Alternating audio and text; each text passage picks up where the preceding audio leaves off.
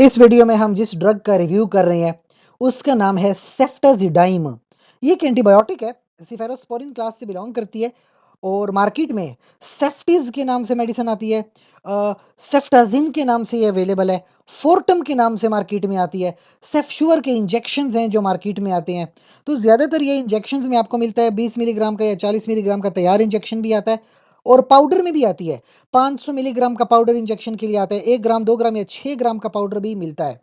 और ये जो एंटीबायोटिक है, ज़्यादातर जो इन्फेक्शंस होते हैं हड्डियों के या जोड़ों के, बोन एंड जॉइंट इन्फेक्शंस, उसमें तकरीबन 2 ग्राम की मेडिसिन इस्तेमाल होती है। गायनोकोलॉजिकल हो या पेट के इन्फेक्शंस हों, 2 ग्राम की मेडिसिन इस्तेमाल होती है 7 दिनों तक। पल्मोनरी इन्फेक्शन, लंग्स की अगर कोई इन्फेक्शन हो रहे हैं, 30 मिलीग्राम पर केजी से 50 मिलीग्राम पर केजी इस्तेमाल होते हैं। ब्रेन के अंदर अगर कोई मसला हो रहा है, मेनिंजाइटिस हो रहा है, 2 ग्राम का इंजेक्शन लगता है।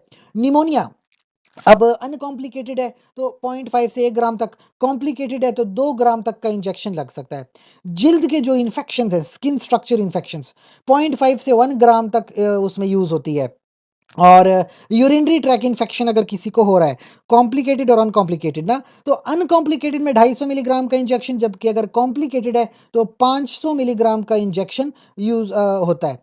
बैक्टीरियल सेल वॉल इनहिबिटर्स हैं, इसका मतलब ये हुआ कि ये बैक्टीरिया को मारते कैसे हैं।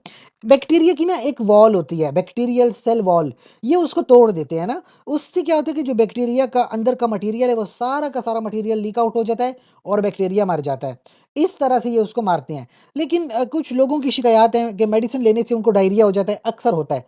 इंजेक्शंस हैं तो फ्लेबाइटिस की कुछ लोग शिकायत करते हैं कि उनको पेन वगैरह भी होता है और कभी-कभी क्या होता है कि व्हाइट ब्लड सेल थोड़े से डिस्टर्ब हो जाते हैं और थोड़ा-सा इसका इफ़ेक्ट लिवर पे भी है।